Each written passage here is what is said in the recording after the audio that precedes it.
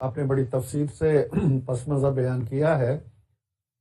جہاں تک مسلم لیگ نون کا تعلق ہے، ہم کسی مخمصے کا شکار نہیں ہیں، ہمیں کوئی مشکل درپیش نہیں ہے، ہم نے کوئی بیانیہ تشکیل نہیں دینا ہے، ہم نے کوئی بیانیہ گھڑنا نہیں ہے۔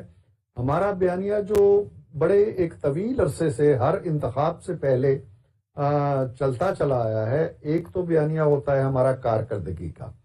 ہم جب 1990 میں پہلے انتخابات میں ہم جیت کے آئے اور 1993 تک جو ہماری حکومت رہی، جب بھی آئندہ ہم الیکشن میں آئے ہم نے اس کا حوالہ دیا، پھر ہم نے 1970 میں آئے، 99 میں ہماری حکومت گئی، اس کا حوالہ کیا، پھر 2013 میں ہماری حکومت آئی، 2013 سے 17 تک رہی، اس کا حوالہ دیا۔ یہ 9 سال تقریباً بنتے ہیں۔